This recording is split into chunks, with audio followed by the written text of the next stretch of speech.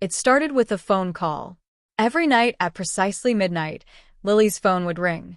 At first, she assumed it was a wrong number, but every time she answered, there was no voice, just silence. It lasted for exactly 13 seconds before the call would abruptly end. No number, no caller ID, just a black screen when she tried to call back. Lily tried to ignore it, but after a week, the silence became unnerving. She started to notice strange things happening around her apartment. Things moved from where she left them: her keys, her jacket, a coffee cup. Sometimes she would hear faint footsteps at night, as if someone was walking around her living room. But whenever she checked, nothing was there. One night, after another unsettling call, Lily decided enough was enough. She stayed up, determined to catch the call in real time, and when the phone rang at midnight, she answered on the first ring. "Hello," she said, her voice more frustrated than scared. Silence. "Who is this?" she demanded. "Why do you keep calling me?"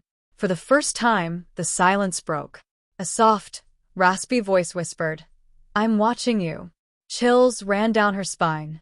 She slammed the phone down, heart racing. It was just a prank, she told herself. But deep down, she felt a growing sense of dread. The next day at work, she couldn't shake the feeling of being watched. The call, the voice, it was all in her head. At least, that's what she wanted to believe. But that night, the phone rang again. Midnight, as always. Lily hesitated, her hand hovering over the phone. This time, she let it ring, her pulse quickening with each chime. On the 10th ring, she snatched it up, voice trembling. "Who are you? What do you want from me?" The same raspy whisper came through, clear this time. "Look outside." Lily froze. Her apartment was on the second floor, and her bedroom window faced the street. Slowly, she turned her head toward the curtains, her heart hammering in her chest. She didn't want to look, but something compelled her. Against her better judgment, she got up, her legs shaking, and inched toward the window. With trembling hands, she pulled back the curtain. At first, there was nothing, just the empty street, lit by the dim glow of a single street lamp. Relief washed over her, but just as she began to let go of the curtain, she saw it, a figure standing just outside the glow of the streetlight. Tall, shadowy, unmoving. Her breath caught in her throat. The figure didn't move, didn't react. It just stood there, watching.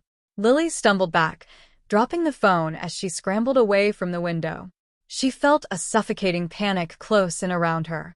She grabbed her phone, fingers shaking as she dialed 911, but before she could press call, the phone rang again. Midnight. Exactly. Against her instincts, she answered it. "I see you," the voice whispered, but this time, it wasn't over the phone. It was right behind her. Lily spun around, but the room was empty. The air felt heavier, colder. She could feel the presence, as though someone was standing inches away, breathing down her neck. The fear paralyzed her. She ran from her apartment, out into the hallway, her mind racing. She needed to get away, to escape.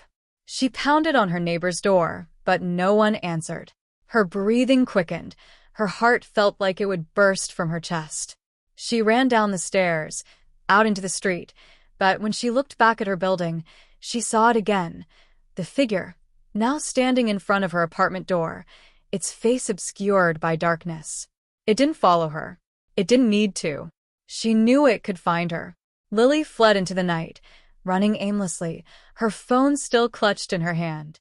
She ran until her legs gave out, collapsing onto a park bench, gasping for air.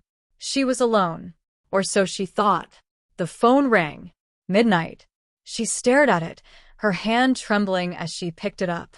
This time, she didn't say anything. She just listened. The voice came through, softer now, almost amused. "You can't run from me, Lily. I'm already inside." She dropped the phone, and for a moment, there was nothing but the sound of her own ragged breathing. Then she felt it, the icy touch on her shoulder. She screamed. The next day, her neighbors found her phone on the park bench, screen cracked, the call log showing the last call at midnight. But Lily was gone. No trace of her. Just an empty bench where she had been. The police searched for weeks, but She was never found. Rumor has it that if you stand in front of Lily's old apartment at midnight, you might hear your phone ring. And if you answer, you'll hear the voice. It'll tell you to look outside. And if you do, it'll be the last thing you ever see.